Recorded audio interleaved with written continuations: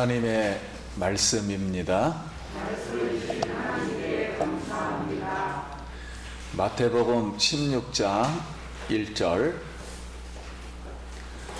바리새인과 사두개인들이 와서 예수를 시험하여 하늘로부터 오는 표적을 보이기를 청하니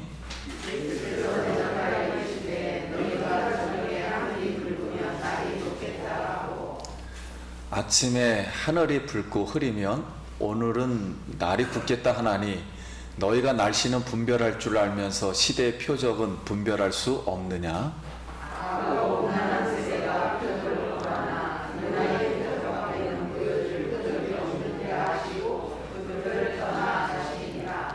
제자들이 건너편으로 갈새 떡 가져가기를 잊었더니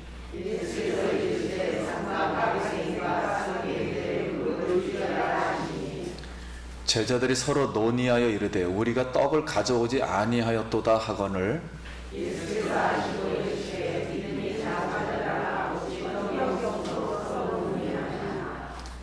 너희가 아직도 깨닫지 못하느냐? 떡 5개로 5,000명을 먹이고 주운 것이 몇 바구니며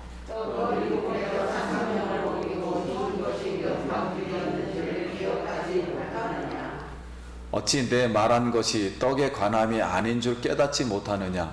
오직 바리새인과 사두개인들의 누룩을 주의하라 하시니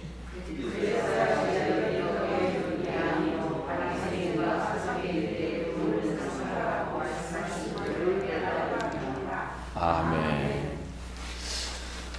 할렐루야. 성도님 만나서 반갑습니다. 우리 한 번 더 인사합시다. 한 주간 평안하셨습니까?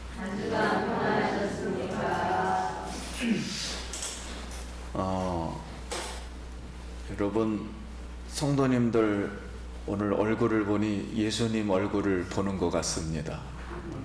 아멘 하시기 바랍니다. 네. 본인에게도 한번 이렇게 한번 따라해 보겠습니다.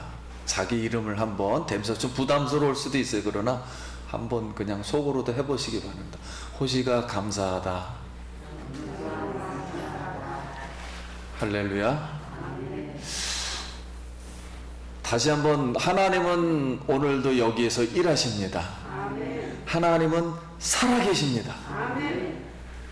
성도님들 직장에서 일하시고 교회에서도 일하시고 기도 중에도 일하고 걸을 때도 하나님은 일하고 계심을 믿습니다. 오늘 우리의 영안이 열려서 오늘 말씀을 통해서 하나님이 일하시는 것을 깨닫고 성령 충만한 우리 성도님 되길 간절히 기도드립니다. 광야에서 이스라엘 백성이 성막을 완성을 이제 하나님 명령대로 완성을 하자 여호와의 구름이 저 위에서부터 성막 안까지 쫙 덮었습니다. 그리고 밤에는 그 구름이 붉은색으로 변해서 불기둥으로 변해서 그 여호와의 영광이 저 하늘부터 성막 안까지 이렇게 충만하게 덮였습니다. 그래서 이 말씀이 출애굽기 마지막 장에 기록되어 있는데 제가 한번 읽으면서 이제 오늘 말씀을 시작해 보겠습니다.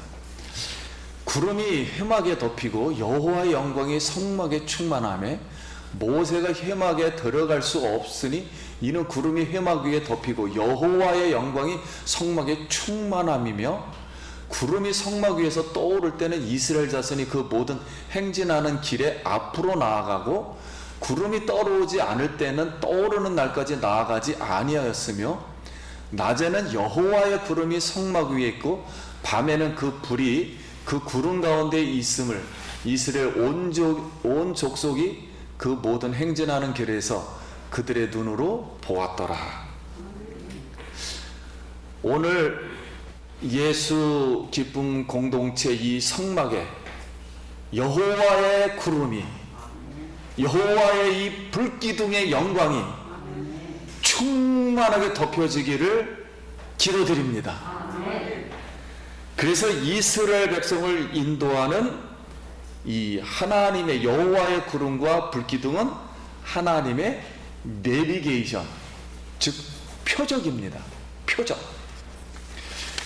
예수님이 유대인에게 오병이어로 5,000명을 먹이시고 남은 강주리가 12강주리를 가득 채웠어요. 그리고 예수님이 다시 이방인에게 7병이어로 떡 7개와 물고기 2마리로 4,000명을 먹이시고 7광주리를 가득 채웠습니다. 즉 예수님의 5병이어와 7병이어의 기적은 이스라엘 백성을 하나님, 예수 천국으로 인도하는 하나님의 내비게이션, 즉 표적이었습니다. 표적, 즉 사인이었습니다. 사인. 그러면 이 상황을 보고 유대 종교의 핵심 멤버가 와서 질문을 합니다. 오늘 16장 1절에 바리새인과 사두개인이 와서 예수님을 시험하여 하늘로부터 오는 표적을 보이기를 청하니 그랬습니다. 그럼 오늘 마태는 본문을 어떻게 구성을 했냐면요, 이 예수님이 보여준 이 표적이라는 이 표적을 세 가지의 표적으로 보면서 우리가 어떤 신앙관을 가져야 되는가, 가치관을 가져야 되는가를 교훈하려고 하는 것입니다. 그러면 세 가지의 표적으로 오늘 말씀을 할 텐데요. 첫 번째입니다. 하늘로부터 오는 표적을 보여주길 청하니 그랬어요. 그러니까 첫 번째는 무슨 표적이 있다고요? 하늘로부터 오는 표적이에요. 그럼 유대 종교의 대표 회원이란 바리새인과 사두개인이 예수님께 하늘로부터, 그들은 하나님 이름을 쓰질 않았어요. 유대인은. 그래서 하늘로부터는 하나님께로 온 기적을 보여달라고 하였습니다. 아니 예수님이 하나님께로 온 기적을 보여줬는데도 다시 보여달라는 거예요. 그러면 5병이어와 7병이어의 이 기적은 하나님께로 온 기적이 아니라는 거예요. 즉 예수님이 하나님께로 온 사람도 아니고, 이걸 다른 말로 하나님의 아들 메시아가 아니라는 사실입니다. 그러면 그들의 생각은, 그들은 표적이 어디서 왔다고 생각했을 거예요? 이 기적이 누가 한 거라고 생각을 했을까요? 예수님이 했잖아요. 그런데 그들은 그 전에 뭐라 그랬냐면 예수님이 바알세불의 귀신의 능력에 힘입어 귀신을 쫓아내고 병자를 고치며 기적을 행한다고 그렇게 말을 했어요. 예수님에게. 그러니까 그들의 믿음은 눈이 가려진 영적 소경이었습니다. 그래서 하나님의 아들 메시아를 보지 못하고 있어요. 그래서 오늘날 우리도 마찬가지 잘못된 가치관을 가지고 하나님 보여달라, 항상 우리가 표적을 보여달라, 하나님 보여달라, 그러면 믿겠다 이렇게 말을 합니다. 그러면 마태가 우리에게 첫 번째 교훈하는 것은 무엇인가 하는 거예요. 한번 따라하겠습니다. 표적을 구하는 믿음을 삼가라. 그러니까 한마디로 기적신앙을 항상 갖지 말라는 거예요. 그러면 우리가 어떤 기적을 본다 그래서 예수님을 이해하고 하나님의 아들 메시아로 나의 구원주로 믿고 영접하지는 않는다는 거예요. 그러나 예수님의 이 기적은 메시지가 있다는 거예요. 그러니까 메시지를 읽어야 된다는 거예요. 오늘날도 하나님은 우리 가운데 지금도 일하십니다. 어떤 사건을 일으켜요. 근데 우리가 볼 때는 그냥 인간적인 일들이죠. 그러나 거기에 메시지가 있다는 거예요. 하나님이 일하고 계시다는 거예요. 그래서 로마서 10장 9절에 내가 만일 내 입으로 예수를 주로 시인하며 또 하나님께서 그를 죽은 자 가운데서 살리신 것을 내 마음에 믿으면 구원을 받으리라. 예수님이 죽은 것도 표적이고 살아난 것도 표적이에요. 이걸 믿으면 구원을 받는다는 거예요. 사람이 마음으로 믿어 의에 이르고 입으로 신하여 구원에 이른다. 그러므로 믿음은 들음에서 나고, 다음에 들음은 그리스도의 말씀으로 말미암느니라.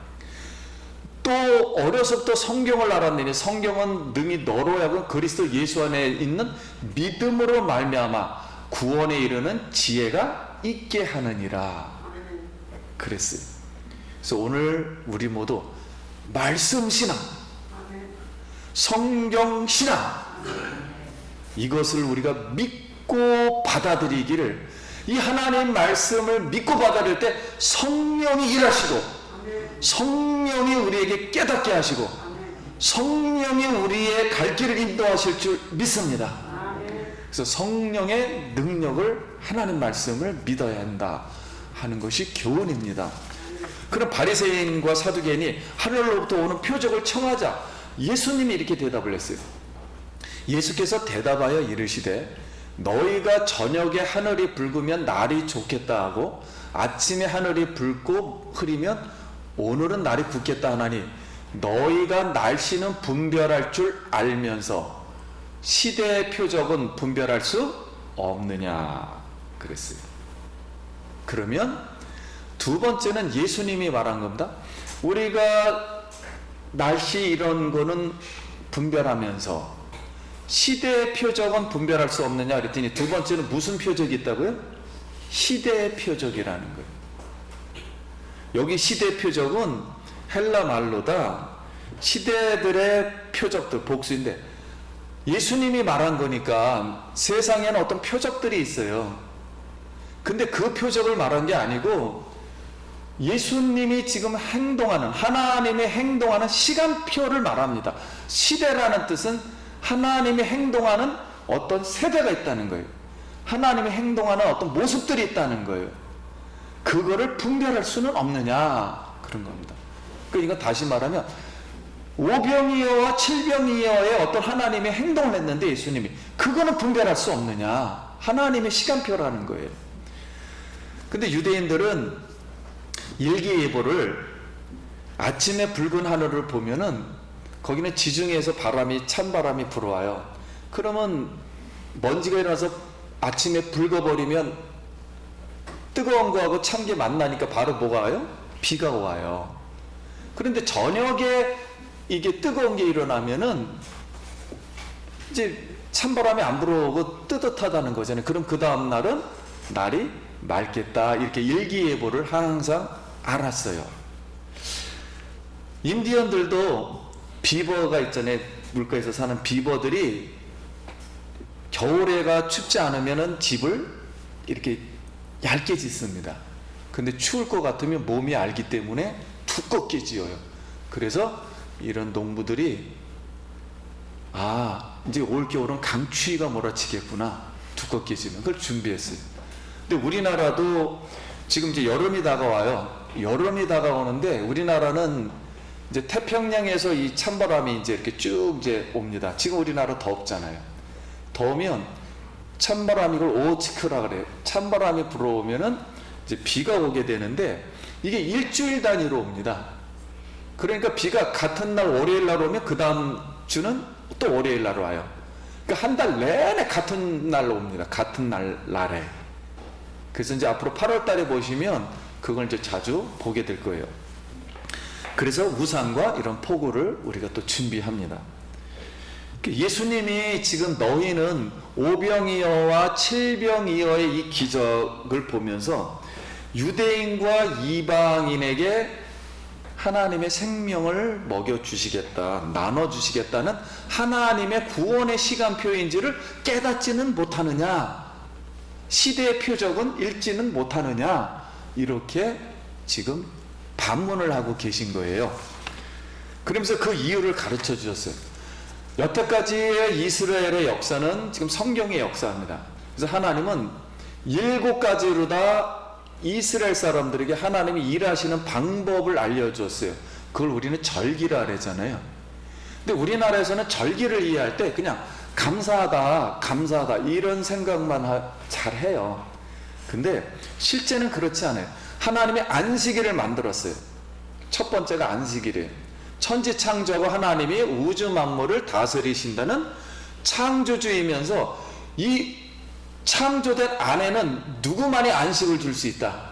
하나님만이 모든 것을 질서와 평화와 아름답게 만들고 원리대로 하나님만이 할 수 있다라는 뜻에서 안식을 주신 거예요.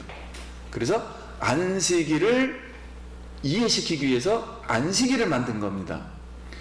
두 번째는 유월절을 만들었어요. 역사 속에서. 유월절은 어린 양의 피로 앞으로 예수님이 십자가에서 돌아가실 것이다. 그 다음에는 무교절을 만들었어요. 예수님이 부활하시면 우리의 죄가 깨끗이 씻음 받을 것이다. 그게 무교절.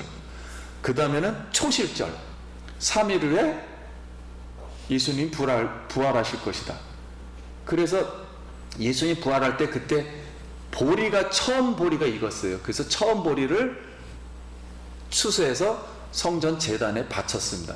그러니까 예수님은 지금 부활의 첫 열매로 되어 있어요. 그래서 지금 저쪽 세상이나 우리가 보통 천국이라 그러죠. 낙원. 여기나 부활한 사람은 한 명밖에 없어요. 아직까지. 예수님 한 분밖에 없습니다. 아직까지는.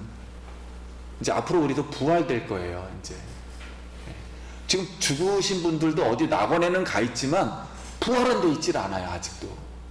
어디는 가 있는데 천국이라 그러는데 가 있는데 부활은 아직 안 돼 있는 상태입니다. 초막. 그 다음에는 나팔절. 나팔 불면은 이제 전쟁 나는 거잖아요. 예수님이 오신다라는 뜻에서 재림을 말한 거고요. 그 다음에 대속죄일은 1년에 한 번 대제사장이 지성소에 들어가서 모든 죄가 사해졌으니 이제 새로운 새날을 맞이하자, 이런 뜻입니다. 그게 1년에 한 번 있는데 이건 온 지구를 하나님이 다 예수님이 오신 다음에 다 마귀 뭐 사탄 이런 걸 다 정리하고 우주 만물을 회복시키고 하나님 앞에 이제 다 끝났습니다, 완전합니다 하고 올려드릴 때, 그날이 대속죄일 날이에요. 다 올려드리면 이제 모든 하나님의 뜻이 끝났구나 하고서 새하늘과 새 땅이 펼쳐지는 거예요. 그때. 그럼 우리가 알고 있는 그게 천국이라는 곳입니다. 그 날이 온다. 이게 대속죄일. 그럼 천국에 가서는 어떻게 생활하느냐? 하나님하고 같이 슬픔과 근심과 걱정이 없이 12가위를 먹으며 생명수강을 마시면서 새 예루살렘 성에서 살게 된다. 이게 초막절이에요. 그냥 즐겁게 이제 초막을 짓고 산다. 그게 초막절. 그래서 7개로 다 하나님이 어떻게 일하시는 것을 보여준 내용이었습니다. 그러면 이제 오늘 두 번째 예수님이 이 표적을 보면서 대답한 교훈은 하나님의 구원의 시간표를 오늘 세대 속에서 지금 분별하라는 거예요. 그럼 오늘도 우리가 안식일날, 주일날이라 그러잖아요. 오늘 여기서 우리가 예배하는 것도 하나님이 일하고 계심을 믿습니다. 이걸 분별하는 거예요, 우리는. 이것도 하나의 표적입니다. 오늘 지구에도 이런 일이 일어나고 나라에, 교회, 가정, 자신에게도 어떤 사건이 일어나요. 좋은 일도 일어나고 우리가 볼 때 좋지 않는 일도 일어나요. 근데 하나님은 해석은 전혀 다릅니다. 우리가 나쁘다 그래서 하나님도 나쁘고 그런 뜻은 아니에요. 우리가 좋다 그래서 하나님도 무조건 좋고 그런 뜻은 아니에요. 어떤 사건이 일어나면 하나님의 표적으로 하나님이 행동하는 시간표에 메시지가 있다는 거예요. 어떤 일이 일어나면 하나님이 나에게 무슨 말씀을 하려고 하구나 하는 메시지가 있다는 겁니다. 그래서 오늘 이 영적인 눈을 떠서 깨어서 분별하기를 소원합니다. 이게 두 번째 교훈이에요. 하나님의 구원의 시간표를 분별하라. 그럼 우리는 하나님의 이 표적, 즉 하나님의 시간표를 왜 분별하지 못할까 하는 거예요. 그 이유가 무엇인가요? 예수님이 오늘 답을 하고서 악하고 음란하기 때문에 그렇다는 거예요. 악하고 음란하다. 그래서 4절 말씀에 악하고 음란한 세대가 표적을 구하나 요나의 표적밖에는 보여줄 표적이 없느니라 하시고 그들을 떠나가시니라 그랬습니다. 그럼 세 번째는 무슨 표적이 있다고요? 요나의 표적이 있다는 거예요. 예수님이 앞으로 이제 어떤 일을 보여주시기 위해서 구약에 있는 요나를 이렇게 예로 듭니다. 왜냐하면 유대인들은 요나를 다 알고 있거든요. 구약 성경을 알고 있기 때문에. 하나님이 요나 선지자에게 이방 느네에 가서, 느네는 지금의 이란의 수도입니다. 쉽게 말하면 이란에 가가지고 죄악이 차서 멸망이 다가왔으니 회개하라. 그걸 가서 외치라는 거예요. 그런데 이 요나는 구약 성경에 보면 그 당시에 요나가 살던 시대에 굉장히 부흥을 했어요. 남유다가 부자가 됐어요. 엄청 부자가 됐어요. 그래가지고 요나에게 항상 하나님 말했습니다. 야, 내가 지금 이 남유다를 부자를 많이 만들 거야. 자꾸만 부자를 만들 거야. 그러니까 누구 믿어야 된다? 하나님을 믿어야 돼. 이렇게 하면서 요나가 좋은 말을 많이 했습니다. 그랬더니 모든 사람이 요나를 좋아했어요. 그 나라에서. 근데 어느 날 갑자기 넌 그거 그만해. 이제 나라가 부흥할 거라는 건 그만 얘기하고 너네 가서 복음을 전해. 딱 이렇게 말을 바꿔버린 거야, 하나님이. 그랬더니 요나가 생각하기를, 아니 가만두면은 스스로 멸망하게 돼 있는 적국이거든. 이스라엘의 적국은 지금도 이란이지만 그때도 마찬가지. 그 적국의 나라에 가서 심판의 메시지, 회개의 메시지를 만약에 전하면, 여러분 하나님의 말씀은 생명인 줄 믿습니다. 하나님 말씀을 전하면 죽은 자가 살아나요. 그러니까 자기가 하나님 말씀을 전하면 이 이란이 다시 살아날 거란 말입니다. 회개하면. 그럼 누구 나라 또 쳐들어와요? 이스라엘 또 쳐들어올 거 아닙니까? 그래서 하나님 앞에 선지자임에도 불구하고 난 못 갑니다. 다른 선지자 보내세요. 나는 이 나라 사람들에게 항상 이 나라가 부흥한다고 하나님이 그래라 그래서 맨날 그랬다가 갑자기 어느 날 내가 저 좋은 나라 가서 좋은 일을 왜 합니까? 나 역적됩니다. 그러니까 나 못한다. 그랬더니 너가 가야 된다 그러니까 난 못 갑니다. 그래서 가는 척 하다가 다시 스페인 방향으로 배 타고 가니까 하나님이 풍랑을 내려서 제비를 뽑게 해가지고 바다에 던지자 고래가 삼켰어요. 그래서 3일 동안에 바다 밑바닥에 있다가 다시 토해냈습니다. 그때는 이제 깨달았어요. 그래서 요나가 느네에 가서 그것도 열심히 안전합니다. 그러니까 마음에 안 드니까 적국에 가니까. 우리나라 사람이 꼭 북한이나 일본이나 뭐 중국 이런 데 가서 복음 전하는 거 비슷한 거예요. 또 그 440일 후에 멸망하니 회개하라 그랬더니 갑자기 대충 그냥 지냈는데 말했는데 다 회개하러 나온 거예요, 실제. 그래서 온 백성 회개요. 하나님이 그 이란의 그 당시에 50년 이상을 수명을 연장시켜줘요. 그 회개를 하는 바람에. 그러면 예수님이 요나의 표적밖에 보여줄 게 없다 이렇게 말씀하니까 이게 무슨 뜻이냐면, 요나가 고래뱃속에 3일 있다 다시 살아나듯이 앞으로 누가? 예수님이 지금 표적을 하고 있잖아요. 그러니까 예수님이 십자가에서 죽으시고 3일 동안에 있다가 다시 부활하실 것을 보여주는 거라는 거예요. 그래서 오병이어의 기적은 예수님의 죽음을 앞으로, 죽으면 생명의 말씀을 나눠줄 거라는 거예요. 왜냐면 6월절날 행했기 때문에. 그리고 칠병이어는 6월절이 아니라 오순절날 행했거든요. 부활을 가리키는 오순절, 이 살아나는. 그래서 예수님을 보여주는 거예요. 그러면은 지금 유대 사회와 유대 종교를 대표하는 사람들의 신앙이 느헤의 사람들처럼 예수님이 앞으로 그렇게 될 거라 알고 하나님의 아들을 설명해 주고 있는데도 깨닫지를 못하니까 악하고 음란하다는 뜻입니다. 그래서 그 사람들은 악하고 음란하다는 뜻은 호세아에 있는 말씀처럼 이렇게 이해를 했어요. 호세아서에 보면 아내인 고멜이 남편 호세아를 이제 또 버려요. 그리고 도망가가지고 맨날 음란을 행해요. 이 뜻은 비유한 거예요. 이스라엘은 남편이고 하나님을 버립니다. 버리니까 이스라엘이 이렇게 음란한 것처럼 지금 예수님이 하나님의 아들이요 메시아임을 깨닫지 못함으로 하나님의 심판 아래 놓여 있다는 거예요. 그러니까 지금 종교적으로는 바리새인과 서기관들이 상당히 많은 예배를 드리고 제사를 드리고 나름대로의 어떤 생각을 가지고 행동을 했지만은 예수님은 그들의 생각이 악하고 음란하다는 거예요. 그래서 심판을 받을 거라는 거예요. 앞으로 이걸 바꾸지 않으면은 심판받을 거라는 거예요. 그래서 오늘날 우리도 이런 기적만 막 계속 기적만 바라보지 말고 예수님이 십자가에서 죽으시고 부활하심으로 나에게 죄사함을 주셨고 나에게 하나님의 생명, 영생을 주신 것을 믿고 우리 예수님만 바라보길 소원합니다.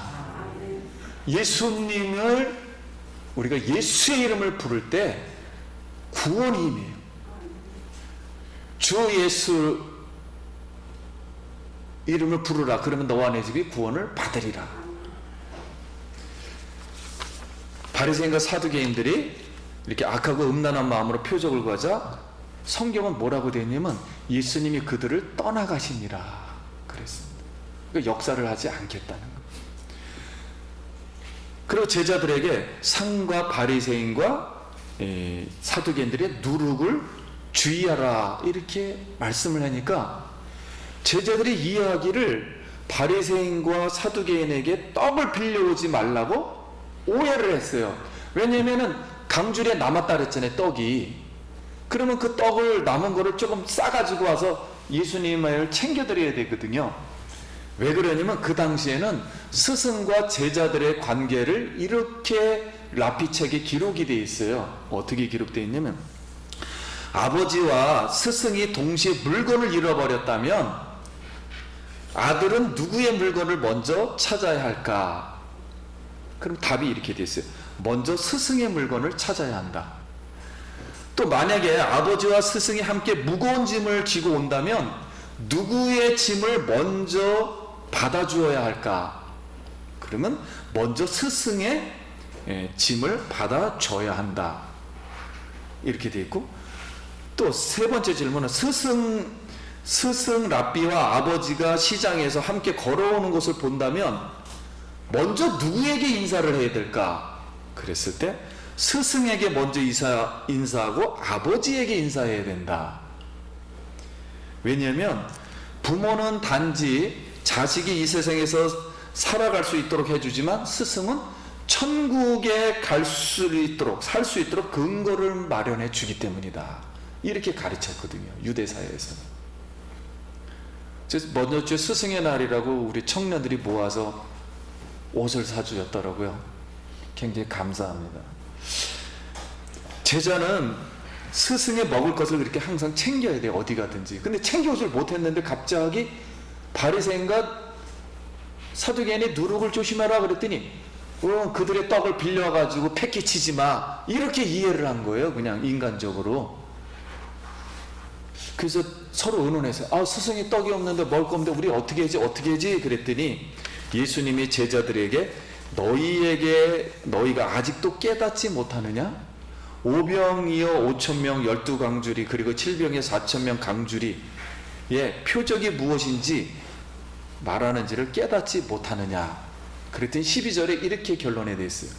그제서야 제자들이 떡의 누룩이 아니요 바리새인과 사두개인들의 교훈을 삼가라고 말씀하신 줄을 깨달으니라 그랬습니다. 그래서 예수님의 5병이와 7병이의 표적은 선지자 요나의 표적과 같은 메시지라는 거예요. 그래서 요나의 표적밖에 내가 보여줄 게 없다.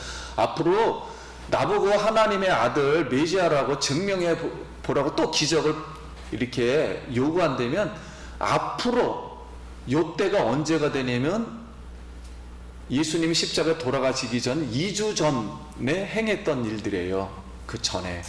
왜냐면 이제 다음 주에 배울 때는 예수님이 너희는 나를 누구라 하느냐 이렇게 질문을 하거든요, 가이사랴 빌립보에서. 그때가 2주 전입니다. 2주 전. 그러니까 앞으로 이제 조만간에 예수님이 십자가에서 죽으실 거예요. 그래서 예수님의 십자가와 부활을 능력을 믿는 자에게 하나님의 생명을 나눠줄 거다. 앞으로 조금만 기다려봐라. 십자가에서 죽었다 부활하는 걸 보고 그때서는 이제 하나님의 아들이라고 깨달아라. 이렇게 교훈해 주셨던 거예요. 그럼 오늘 고린도 후서 3장 15절 오늘까지 모세글을 읽을 때 수건이 그 마음을 덮었도다. 그러나 언제든지 주께로 돌아가면 그 수건이 벗겨지리라. 주는 영이시니 주의 영이 계신 곳에는 자유함이 있느니라. 우리가 다 수건을 벗은 얼굴로 거울을 보는 것 같이 주의 영광을 보며 그와 같은 형상으로 변화하여 영광에서 영광에 이르니 곧 주의 영으로 말미암음이니라. 오늘 성도님들, 세상에는 뭐 이런 일기예보들이 많아요. 어떤 일들이 많이 일어납니다. 근데 그 일만 일어나는 게 아니고, 그냥 우연히 일어나는 것도 아니고, 우리 주변에 수많은 일들이 일어나요. 하나님이 일하고 계세요. 우리를 위해서 하나님이 일하고 계십니다. 이게 하나님의 시대의 표적이에요. 하나님의 시간표예요. 구원의 시간표. 자, 이럴 때 누구를 의지해야 된다고요? 하나님을. 예수님이 아직도 일하고 계시구나. 예수님은 살아계시구나. 예수님은 나를 구원하실 것이구나.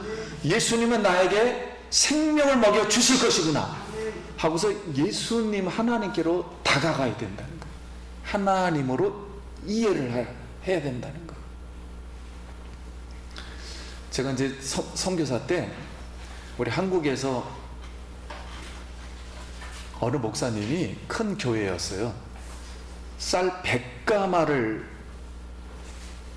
그 가난한 사람에게 나눠주라고 연락이 왔습니다. 그래서 저희 친구 둘이서 저희 있는 그 제가 사역하는 파식강인데 빈민촌이었어요. 강둑에 따라 굉장히 가난하게 삽니다.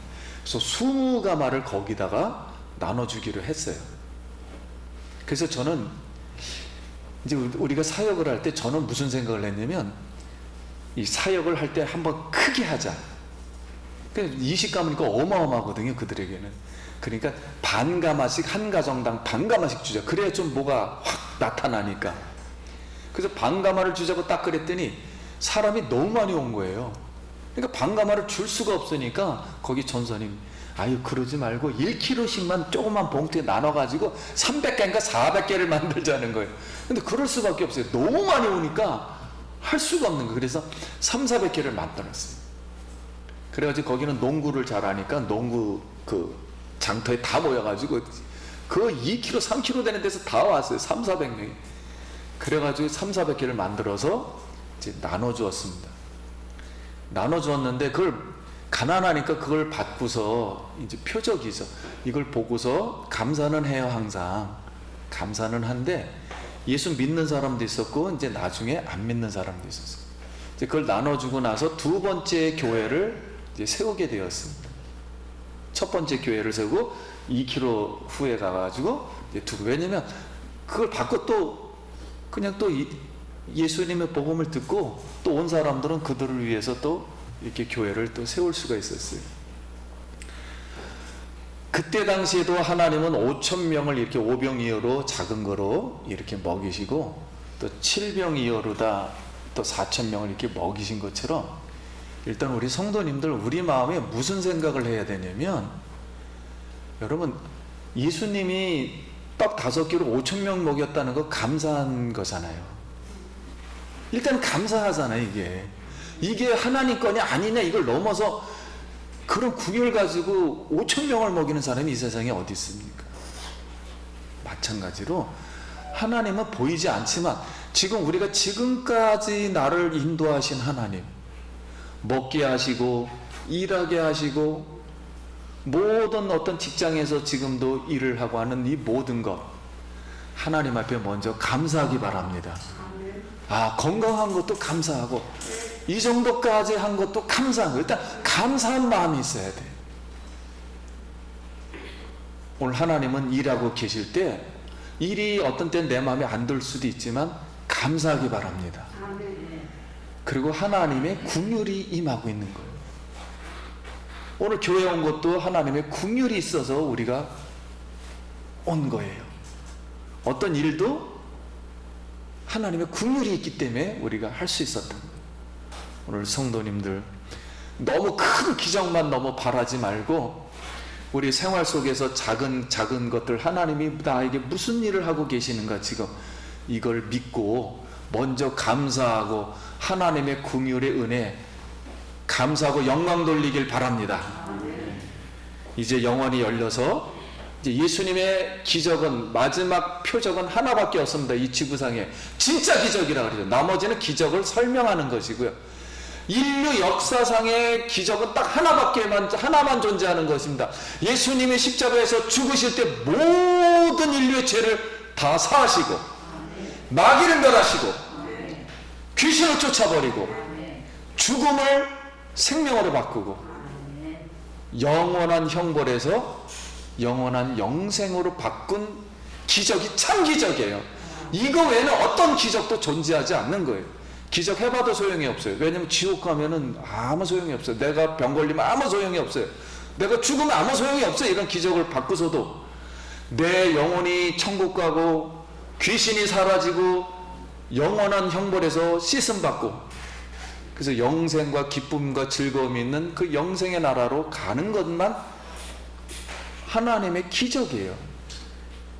그래서 예수님이 십자가에서 죽으실 때 내 육신 죄가 죽고 예수님이 부활하실 때 내가 하나님의 생명을 얻는 줄 믿습니다. 오늘도 예수님의 십자가 능력과 부활로 충만한 우리 성도님 되길 예수의 이름으로 축원합니다. 기도하겠습니다. 하나님 은혜를 감사합니다. 오늘 우리가 어떤 형편에 있든지 간에 주님은 일하십니다. 주님의 그 일하시는 표적을 분별하면서 우리 하나님께 감사하며 영광 돌리게 하여 주시옵소서. 하나님의 이 성경의 말씀 또 말씀신앙 성경신앙이 되도록 주여 역사하여 주시옵소서. 풀은 마르고 꽃은 시드나 하나님의 말씀은 영영이 서리라. 말씀으로 승리하도록 하나님 축복하여 주시옵소서. 영광의 불기둥과 영광의 구름기둥이 성도님들 일터와 생활과 가정에 충만히 덮여지게 하여 주시옵소서. 그래서 회복되고 하나님께 영광 돌리는 하나님께 복을 받는 우리 성도님들로 하나님 축복하여 주옵소서. 예수님 이름으로 기도합니다. 아멘.